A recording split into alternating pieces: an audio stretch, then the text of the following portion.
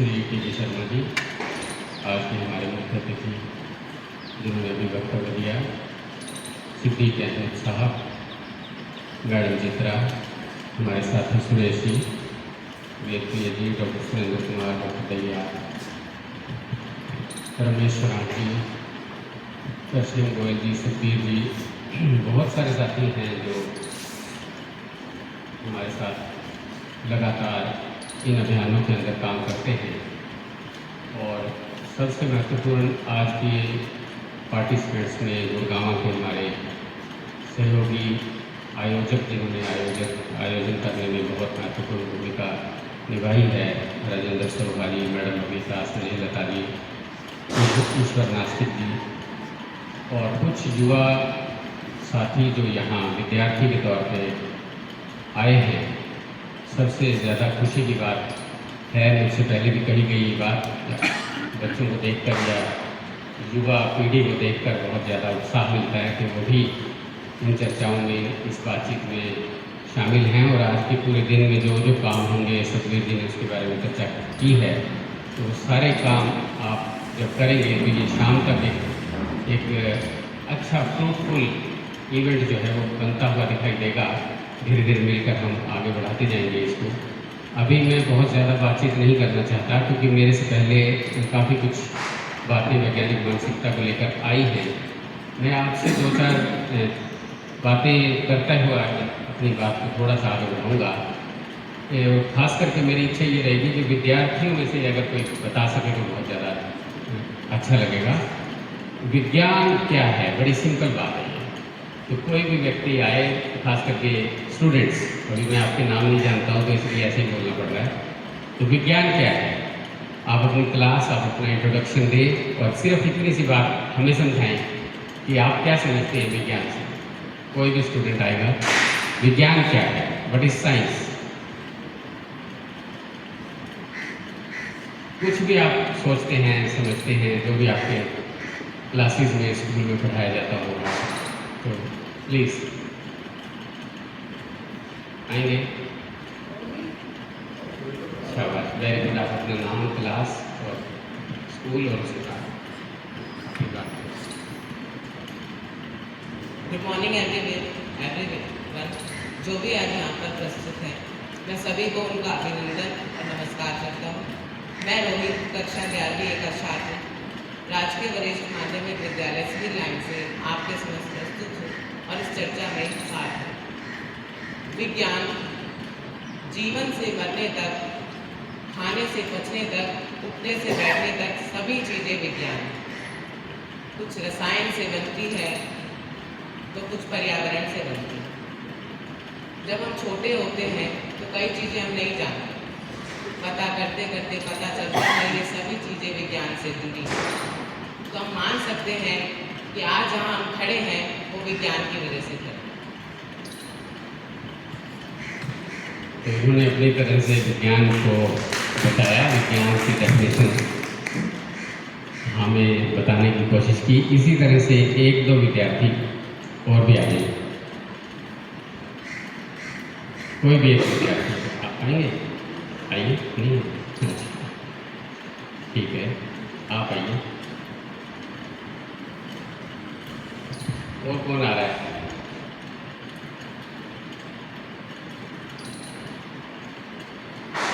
चलिए ठीक है। दरअसल इन्होंने कहा कि सब कुछ विज्ञान है, यहाँ हम खड़े हैं, इस प्रकार का जो प्रबंध जुटाया गया ये सब विज्ञान से हुआ है।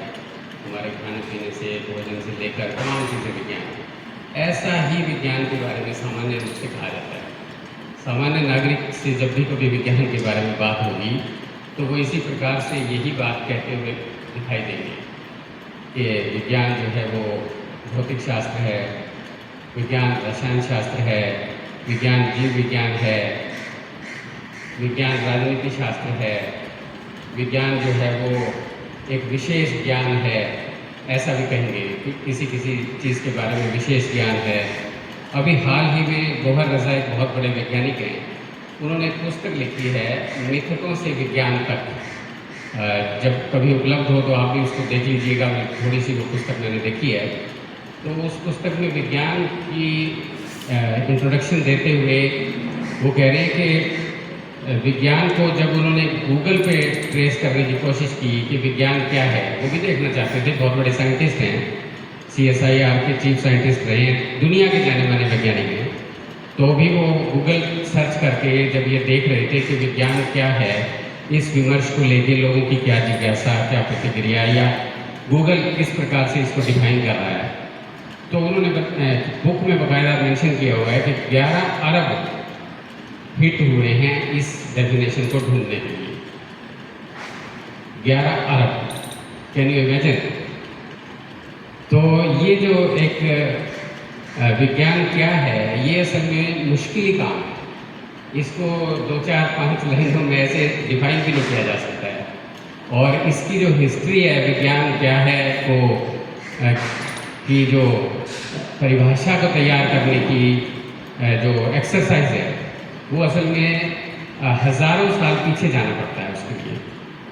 और अगर बहुत पीछे चले भी जाएं तो मुझे तो अपनी जानकारी के हिसाब से 2500 साल पहले तक मैं पहुंच सकता हूँ। प्लेटो, अरस्तु, ये नाम सब ने सुने होंगे मोटे तौर पे। ग्रीस के ये लोग विद्वान हैं। अब उनको मतलब एक श्रेणी में बांधना बहुत मुश्किल है कि वो इतिहासकार थे, या वो वैज्ञानिक थे, या वो अर्थशास्त्री थे। आज तो इस प्रकार की शाखाएं बन गई ज्ञान की, उस समय ये शाखाएं नहीं थी। ये दर्शन एक बड़ी शाखा होती थी ज्ञान की, और उसी के अंदर ये सारी शाखाएं भी शामिल हो जाती थी। और प्राकृतिक दर्शन ये शब्द इस्तेमाल किया जाता था विज्ञान के लिए।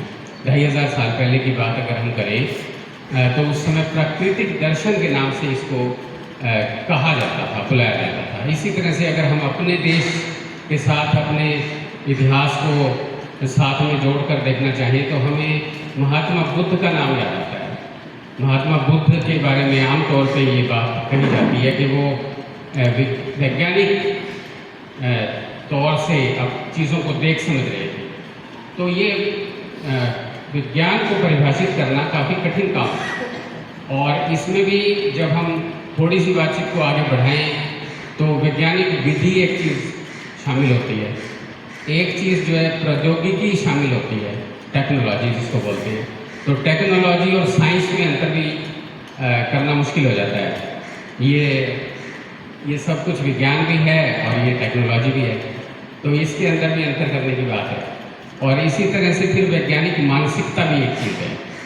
तो लेकिन जब हम विज्ञान के क्षेत्र में कुछ समझना चाहते हैं और विज्ञान के क्षेत्र के साथ अपना कुछ रिलेशन बनाना चाहते हैं, तो हमें विज्ञान की परिभाषा अलग से और प्रौद्योगिकी की परिभाषा अलग से और वैज्ञानिक विधि की परिभाषा अलग से और वैज्ञानिक मानसिकता की परिभाषा अलग से।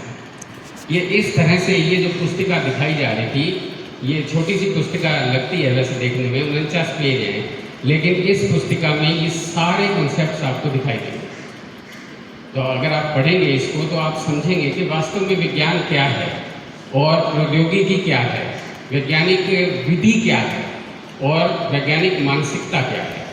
तो हम जो बात करना चाहते हैं असल में वो बात करना चाहते हैं वैज्ञानिक मानसिकता की, लेकिन वैज्ञानिक मानसिकता की बात वो करने से पहले हमें इन चीज़ों का ज्ञान होना भी ज़रूरी है सब। तो विज्ञान जो है वो एक प्रकार का सामान्य रूप से, जैसे बहुत सारी परिभाषाएं इसकी अलग अलग स्तर पे की गई और 2500 साल पहले तक की तो बात मैं कह ही रहा हूँ। तो 2500 साल से ही असल में विद्वान लोग जो हैं वो विज्ञान को परिभाषित करने में जुटे हुए। इस बात को इसलिए मैं कह रहा हूँ कि हम किसी भी चीज़ का जब एकेडमिक डिस्कोर्स में जाते हैं तो किसी भी चीज़ को सिंप्लीफाई नहीं करना चाहिए। आम आदमी तक पहुँचने के लिए तो हम सिंप्लीफाई करेंगे ताकि हमारी कम्युनिकेशन बड़ी आसान हो सके, समझ भी आ सके एक दूसरे की बात को। लेकिन ये भी हमें याद रखना चाहिए कि हम ह्यूमन बीइंग हैं और ह्यूमन रेस ने हमसे पहले कितने ज़्यादा इस तरह के एफर्ट्स किए हैं इन चीज़ों तक पहुंचने में, जिसके कारण से आज हम इन चीज़ों के ऊपर बात करने की कोशिश कर रहे हैं। तो ये जो एक सिलसिला है लगातार चलने का, 2500 साल पहले की बात है। वैसे तो 5000 साल पहले और 5500 साल पहले का भी उदाहरण आता है, और वो उदाहरण जो है वो एक तरह से मेसोपोटामिया का उदाहरण और मिस्र का उदाहरण ये भी दिया जाता है कि उस समय कुछ इस प्रकार के तरीके अपनाने शुरू कर दिए गए थे, कुछ इस प्रकार की जिज्ञासा मनुष्य के अंदर, क्यूरियोसिटी पैदा हो गई थी कि चीज़ों को एक सिस्टमेटिक ढंग से समझा जाए। वैसे समझ में नहीं आती ये चीज़ें। अभी मेरे से पहले शर्मा जी ने कुछ बातें इसी प्रकार से बताई थी। तो ये जो सिस्टमेटिक समझने की बात है, व्यवस्थित तरीके से ज्ञान को हासिल करने की बात है, तो ये सिलसिला जो है वो लगातार प्राचीन काल से सिलसिला है। और इस काम को करते हुए जब मनुष्य ने ये सोचा कि आखिरकार जो मैं कर रहा हूँ तो वो है क्या चीज़, उसे परिभाषित कैसे किया जाए, तो परिभाषित करते समय हम जब इसकी परिभाषाओं का इतिहास देखने की कोशिश करते हैं तो हम पीछे हटके 2500 साल पहले अरस्तु तक पहुँचने की एक जगह आती है, जिसमें वो सबसे पहले ये कह रहा है जैसे एक मिट्टी का बर्तन है। अब ये मिट्टी का बर्तन जो है इसके पीछे मतलब एक मिट्टी अलग पड़ी है, लेकिन वो शेप ले रहा है, उसको मतलब इस तरह की शेप दी जा रही है, इस तरह का आकार दिया जा रहा है कि वो वास्तव में बर्तन बन जाए। तो सबसे पहला जो कारण है उस मिट्टी को एक खास आकार में ढालने का, ये कारण है वास्तव में।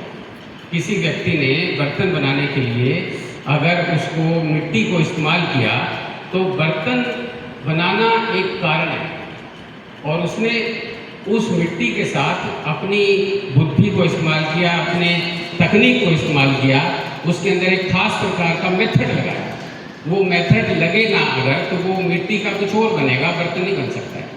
तो इस तरह से कारण और प्रभाव का जो संबंध है ये उस काल से सोचना समझना मनुष्य ने शुरू किया था कि अगर एक मिट्टी का बर्तन बनाना है किसी व्यक्ति ने तो इसके पीछे कारण एक इम्पोर्टेंट चीज़ है, या उसको लक्ष्य भी कह सकते हैं। वो लक्ष्य है, उस लक्ष्य के अंदर वो व्यक्ति अपना माइंड अप्लाई करता है, एक टेक्निक अप्लाई करता है, और फिर उस लक्ष्य की पूर्ति के लिए एक बर्तन बन गया मिट्टी का। उस बर्तन का एक आकार है, उस आकार के अनुसार ही फिर उसके अंदर पानी डलेगा या कुछ भी डलेगा, पदार्थ डलेगा। तो जो पदार्थ उस बर्तन में डलेगा तो वो पदार्थ भी वैसा ही आकार ग्रहण कर लेगा। तो ये एक दूसरा कारण है कि उसे इतना ही पदार्थ जो है, छोटा बर्तन बड़ा बर्तन, उसे पदार्थ के की जो मतलब उसकी जो क्वांटिटी है या उसका जो आकार है वो बदल जाता है बर्तन से। मतलब 2 लीटर पानी उसे डालना है तो वो 2 लीटर पानी के हिसाब का बर्तन होगा। अगर 10 लीटर पानी डालना है तो वो 10 लीटर हिसाब से उस बर्तन को ढालेगा। तो ये कारण और कार्य का रिलेशनशिप डिफाइन होता है इससे असल में। तो इसी प्रकार से एक छोटा सा और एग्जाम्पल मैं आपको 11वीं शताब्दी का एग्जाम्पल देता हूँ। 11वीं शताब्दी में इराक के एक विद्वान हैं, वैज्ञानिक हैं, अल हसन, उनका अब्र अल हसन ये उनका नाम है। ये 11वीं शताब्दी के विद्वान हैं। वो पहली बार उस वैज्ञानिक ने ये बात बताई कि असल में लाइट जो आती है, रोशनी जो आती है, वो रोशनी हमारी आँख से दिखाई देती है हमें, पर वास्तव में आँख नहीं देख रही है। आप भी जानते हैं इस बात को, आज तो आप बड़े आसानी से इस बात को जानते हैं कि आँख नहीं देख रही है रोशनी। क्या चीज़ देख रही है? ब्रेन देख रहा है, हमारा मस्तिष्क देख रहा है उस रोशनी को। और वो रोशनी जो है वो जहाँ से आती है उसके बाद उसकी जो ट्रैवल है, उस ट्रैवल का अनुमान लगाने के लिए कि वो किस तरह से रेज आ रही हैं और वो ब्रेन तक कैसे पहुँच के फिर आँख के माध्यम से रिफ्लेक्ट हो रही हैं, ये उस वैज्ञानिक ने बताया। और वहाँ से ऐसा माना जाता है, इतिहास के अंदर, विज्ञान के इतिहास में ऐसा माना जाता है कि वैज्ञानिक विधि की शुरुआत करने वाला वो पहला वैज्ञानिक अब्र अल हसन 1045 के करीब उसकी जन्म की बात है। तो मैं कह ये रहा हूँ, सिर्फ इन बातों से मैं क्या कह रहा हूँ असल में कि विज्ञान की विधि इसको अपनाते हुए मनुष्य को इसको डिफाइन करने में हजारों सालों का समय जो है वो लगाया कुल मिला के।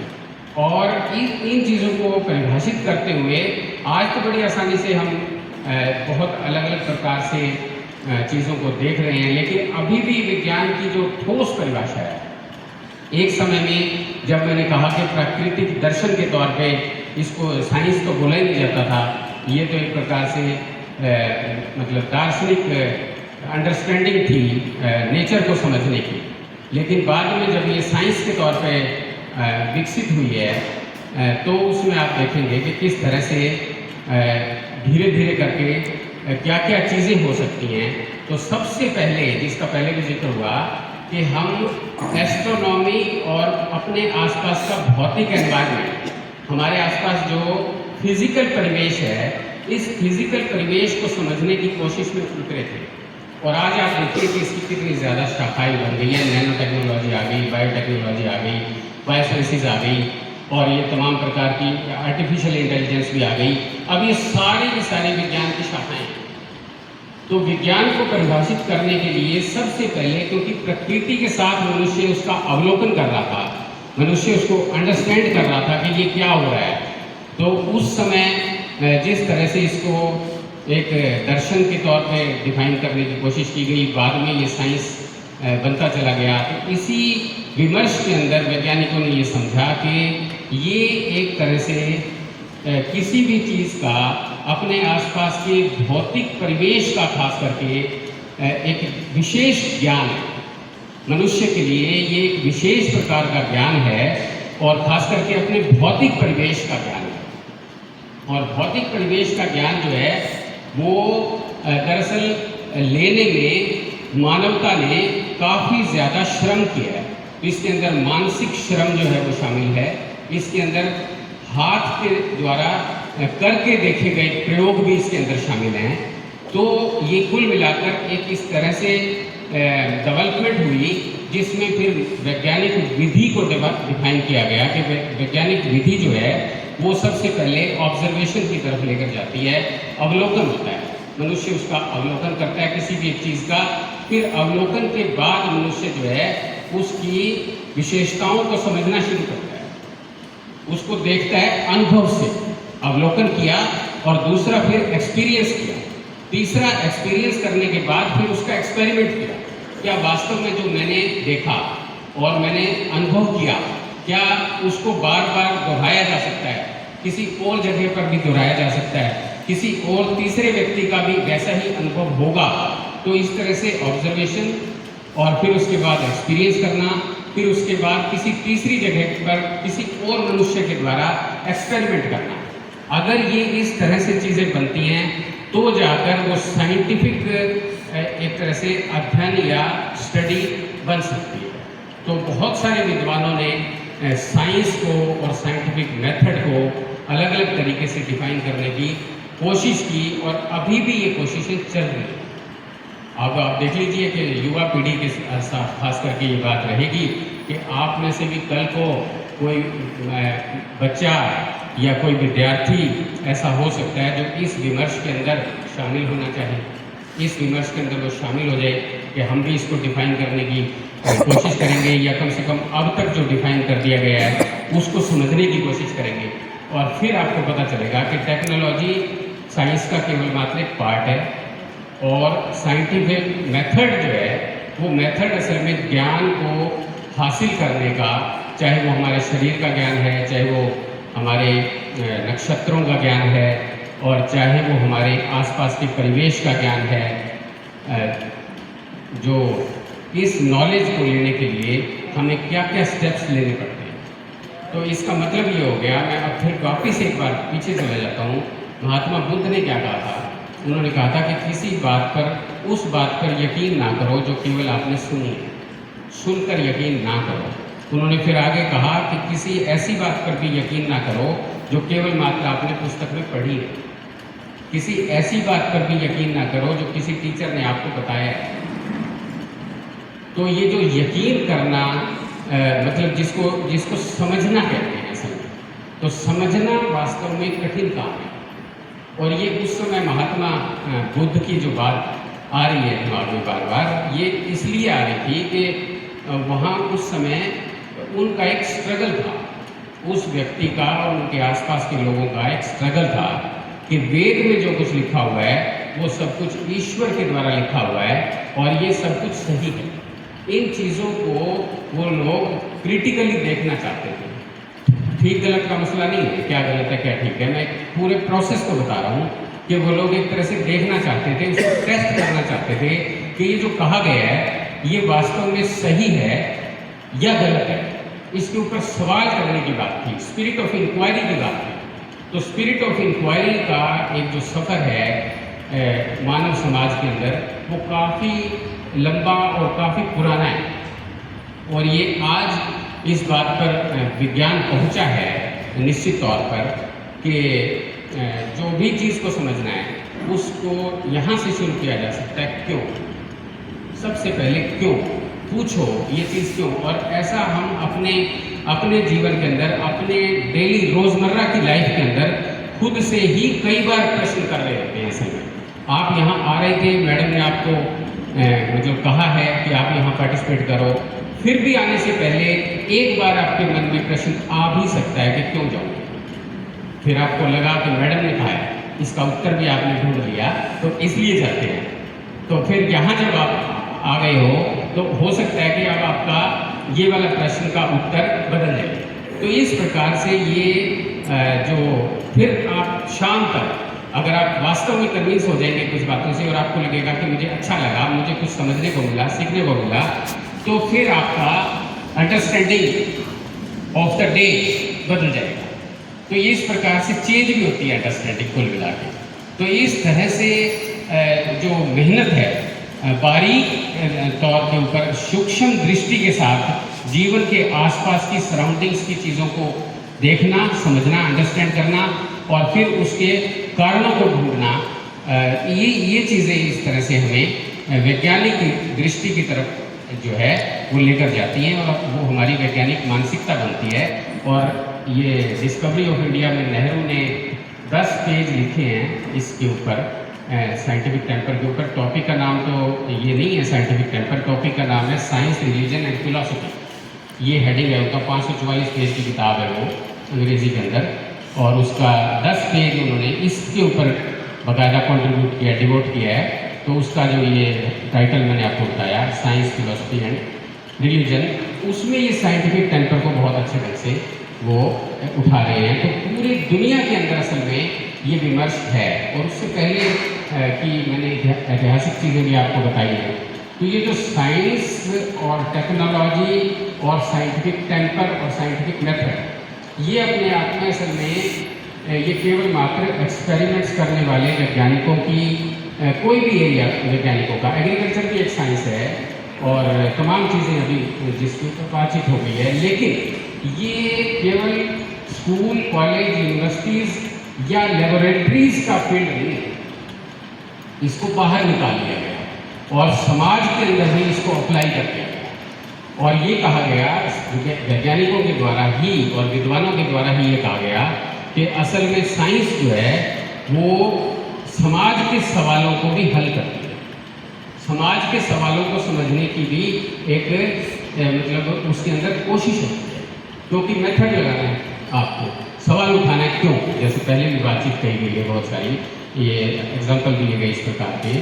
तो इसके ऊपर हमारे दिमाग में अगर ये सवाल आ जाए क्यों, तो ये क्यों सवाल अपने आप में शुरू कर देता है साइंस की जर्नी, साइंस की यात्रा को फिर शुरू कर देता है। और अगर नहीं आया सवाल, अगर केवल मात्र ये आया कि टीचर ने बताया या बुक में पढ़ा है या सोशल मीडिया के ऊपर देख लिया आपने या टीवी के अंदर देख लिया आपने और हमने विश्वास कर लिया, तो वो साइंस नहीं।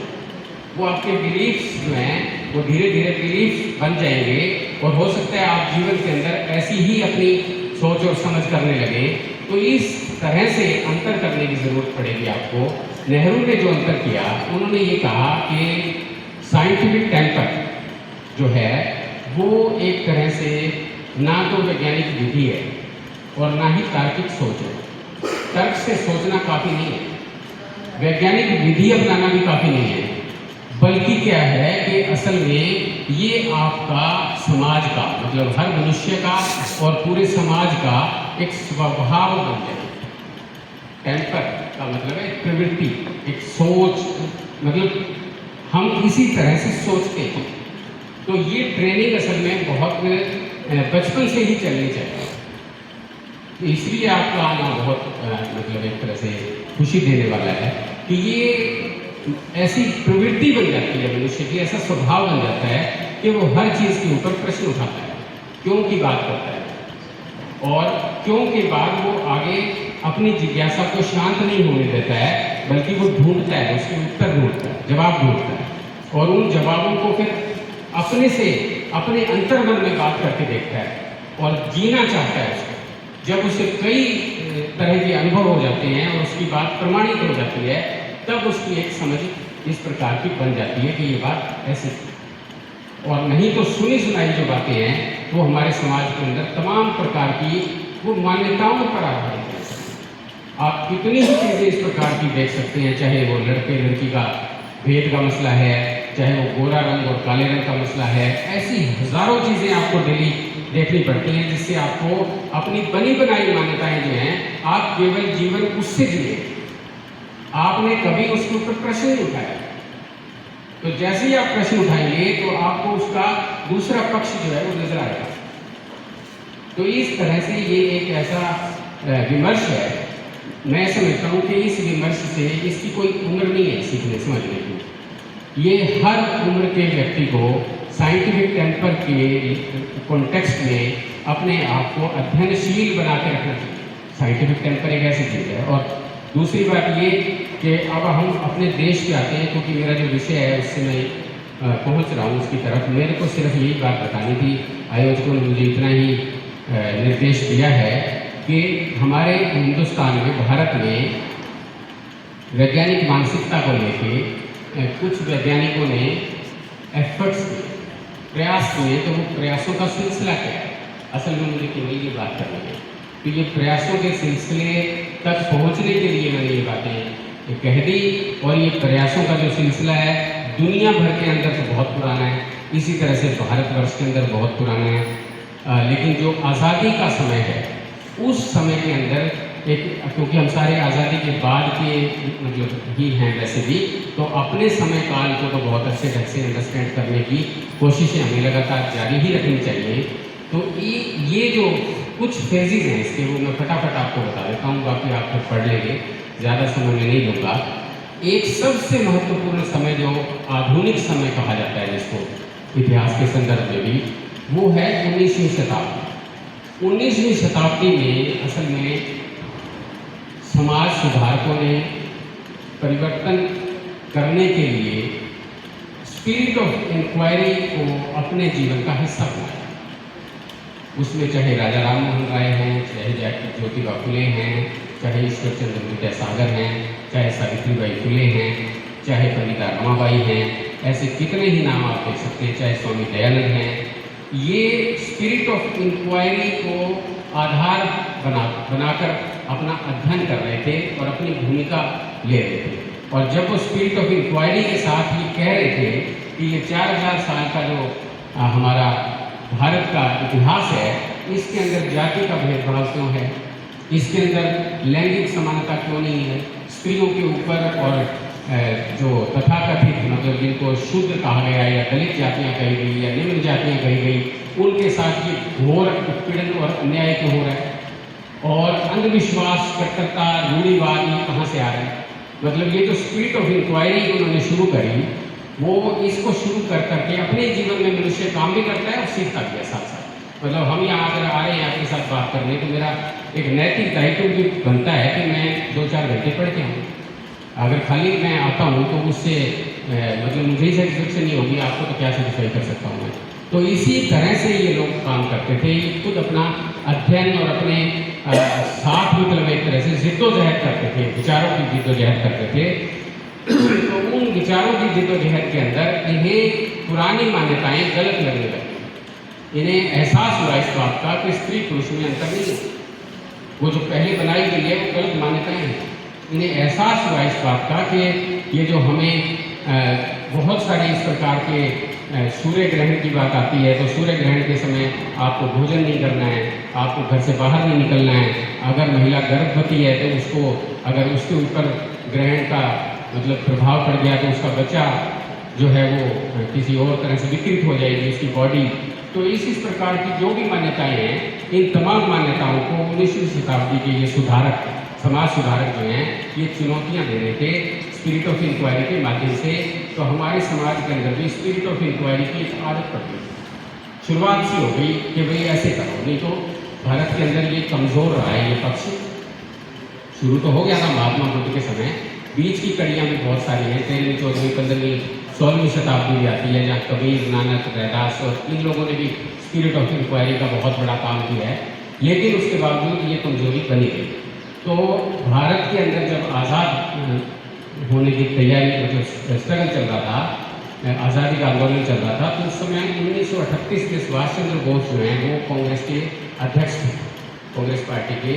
और उन्होंने एक मेघनाथ साहा एक वैज्ञानिक हुए हैं, तो उनके कहने पर एक योजना समिति निर्माण करने का एक विचार आया कांग्रेस के अंदर कि हर चीज़ की प्लानिंग करो, देश इतना बड़ा है, इस देश का डेवलपमेंट जो है हेल्थ को लेके, एग्रीकल्चर को लेके, एजुकेशन को लेके, तमाम सेक्टर्स को लेके जो भी इंफ्रास्ट्रक्चर बनना है, बिजली खड़ी होनी है, डैम बनने हैं, पहले शर्मा जी ने बहुत अच्छे ढंग से इसको बताया था।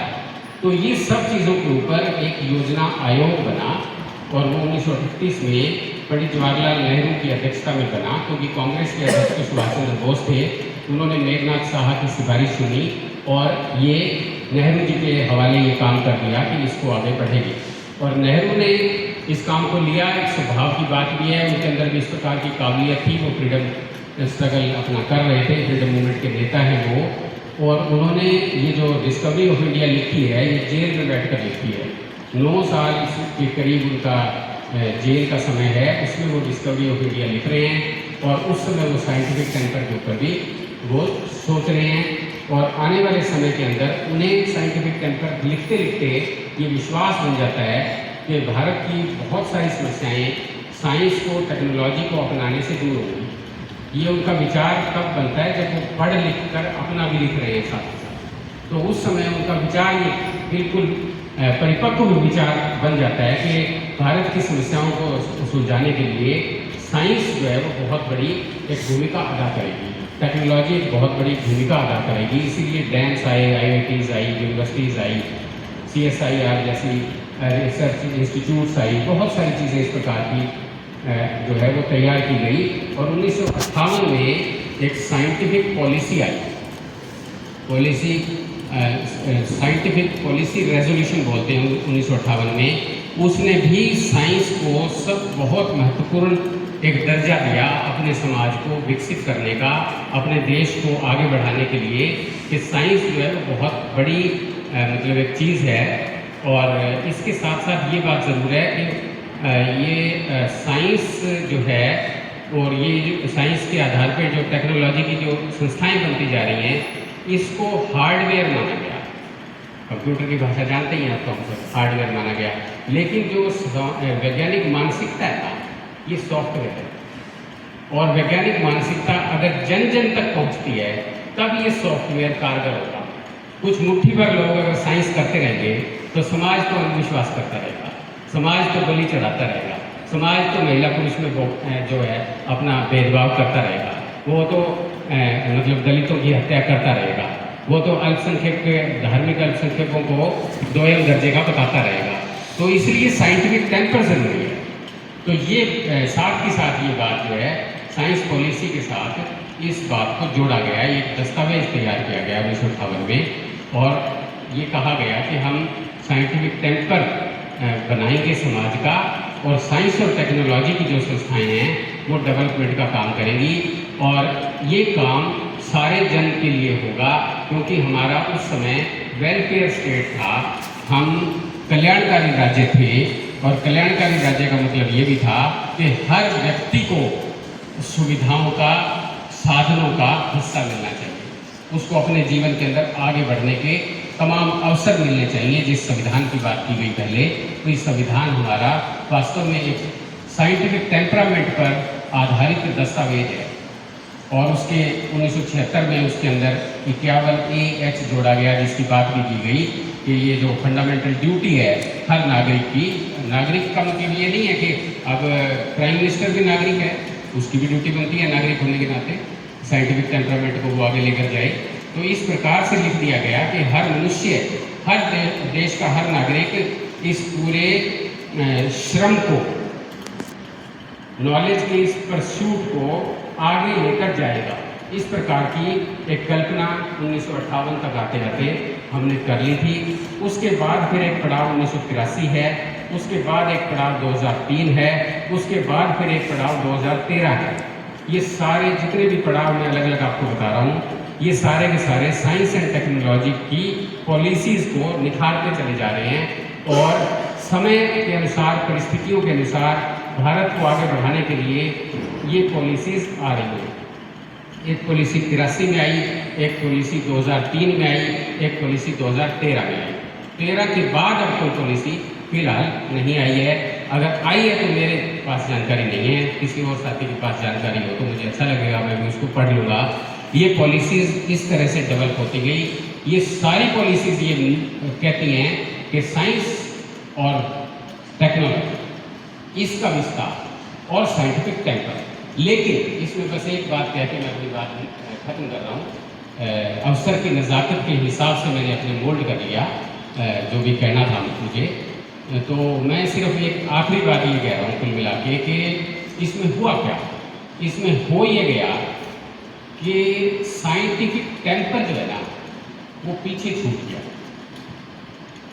और साइंस का जो श्रम है, मेहनत है, परस्यूट है, ये एक सीमित दायरे में, इसको एक तरह से इलीट्स का एफर्ट मान लिया गया, विशिष्ट जनों का प्रयास मान लिया गया, या वैज्ञानिकों की बात मान ली गई। तो साइंस भी और साइंटिफिक टेम्पर भी ये साथ साथ कदम से कदम मिलाकर जनमानस का हिस्सा नहीं बन पाए सोच। और बचा क्या? टेक्नोलॉजी बची बस। तो टेक्नोलॉजी जिस समाज के अंदर, अब चाहे भारत की बात नहीं है, पूरी दुनिया की बात है, केवल टेक्नोलॉजी अगर बचेगी, उसके पीछे साइंस का एफर्ट नहीं है, साइंस को समझने की जिज्ञासा नहीं है, साइंस को लोगों तक एक तरह से उनके जीवन व्यवहार को साइंटिफिक बनाने की कोशिशें नहीं हैं, तो निश्चित तौर पे क्या होगा, जो इजराइल फिलिस्तीन के साथ कर रहा है, या रूस और यूक्रेन का युद्ध चल रहा है, तो फिर साइंस का इस्तेमाल इस ढंग से होगा। या फिर फीमेल फिटिसाइड के लिए, भ्रूण हत्या के लिए अल्ट्रासाउंड का इस्तेमाल होगा। हरियाणा की रेशो को ठीक थोड़ा हुई है, थोड़े दिन प्रचार किया सरकार ने, फिर बाद में वैसा वैसा सिस्टम, क्योंकि मतलब जो प्रौद्योगिकी है, टेक्नोलॉजी है, वो तो हर बच्चे के हाथ में है। यहाँ जितने भी लोग बैठे हैं, ये एंड्रॉयड फ़ोन है सबके हाथ में, और उस पर क्या कुछ चल रहा है, उसके ऊपर तो वर्ल्ड क्लास नॉलेज भी है। लेकिन क्या हम वास्तव में उस नॉलेज से रूबरू हैं, उस व्हाट्सएप के माध्यम से, या कुछ और देख रहे हैं? तो टेक्नोलॉजी अगर है तो वो किसी भी तरह से जीवन को निर्देशित नहीं करती है, केवल जीवन को निर्देशित करना, समाज के लिए लक्ष्य निर्धारित करना, और पूरे मानव समाज को एक बड़ी दृष्टि प्रदान करना, ये कार्य अगर करना है तो ये कार्य वास्तव में विज्ञान और वैज्ञानिक मानसिकता के बगैर संभव नहीं है। तो तीनों चीज़ें जुड़ेंगी, technology, science and scientific temper, और जब ये जुड़ेंगी तो निश्चित तौर पर इसके अंदर साइंटिफिक मेथड शामिल है। तो ये चार चीज़ें असल में जुड़ के होल बनाती हैं, होलिस्टिक चीज़ बनती है। और अगर ये होलिस्टिक चीज़ बन जाएगी तो आपके समाज के ये प्रश्न जो हमारे मुख्य अतिथि साहब ने उठाए थे, वो प्रश्न भी आपको अलग तरीके से दिखाई देंगे, उनके उत्तर भी दूसरे ढंग से होंगे, चाहे वो जनसंख्या का सवाल है। अब जनसंख्या डेमोग्राफर क्या कहते हैं?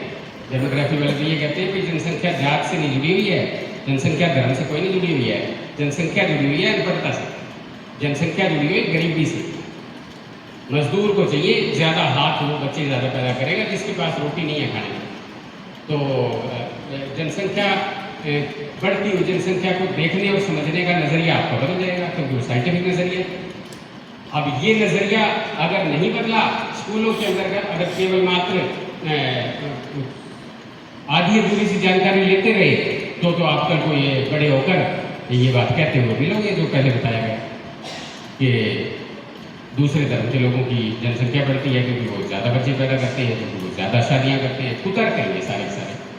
तो तर्क जो है ना केवल मात्र वो पर्याप्त नहीं है जीवन जीने के लिए।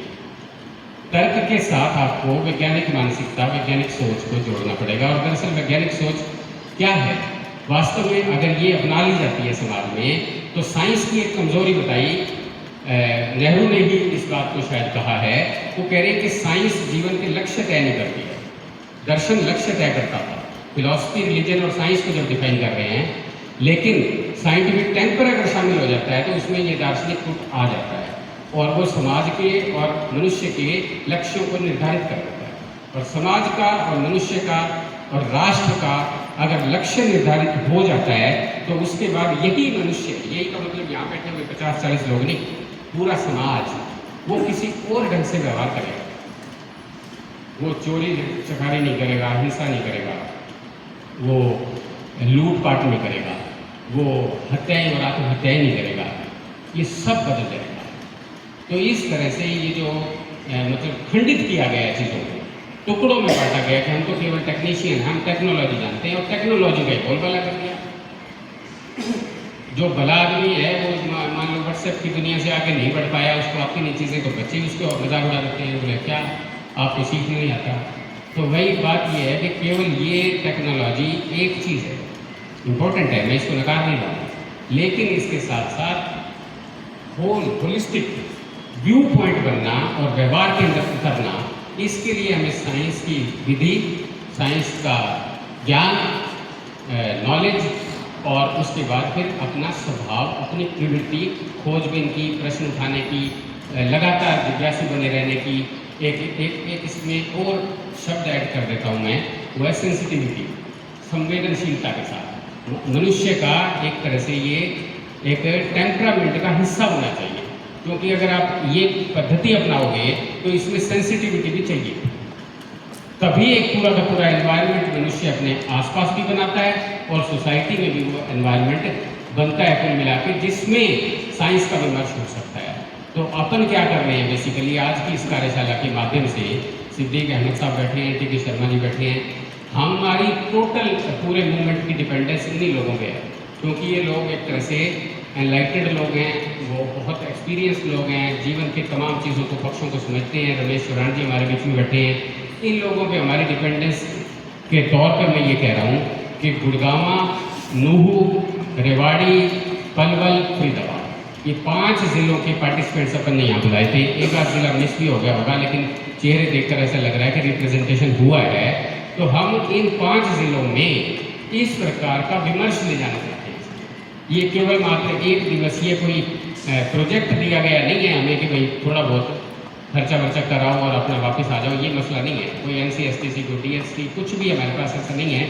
हम तो आपसे चंदा किया है, मेरे ख्याल से अभी आयोजकों ने चंदा ही किया है, इसका जो भी प्रबंध एक दिन का भी हुआ है। तो इससे आप अंदाज़ा लगाइए कि इस एफर्ट के पीछे समझ क्या है, इसके पीछे किस प्रकार के लोगों की कमिटमेंट्स हैं। तो ये एक चीज़ हम आपको कन्वे करना चाहते हैं और इसके ज़रिए, इस आज की कार्यशाला के ज़रिए रेप्लिकेशन जो है ना, मतलब कम से कम इस इलाके के अंदर अगर 200-300 स्कूलों में हम नहीं जाते हैं, स्कूल का जो पूरा का पूरा कार्यक्रम होगा उसका नेचर तो यही होगा, लेकिन उसका साइज बदल जाएगा।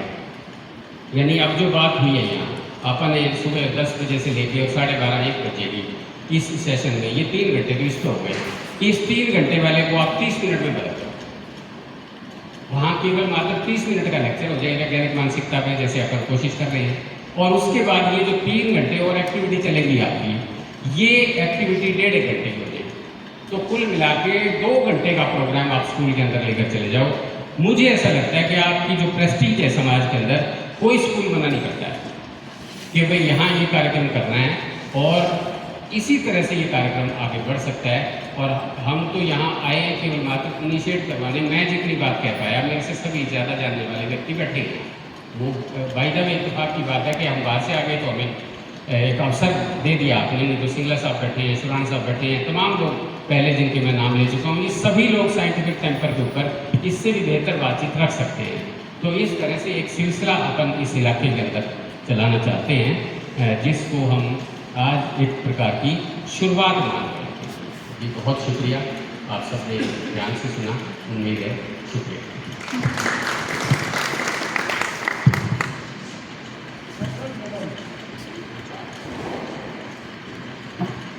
बहुत बहुत धन्यवाद सर। आज आपने बिल्कुल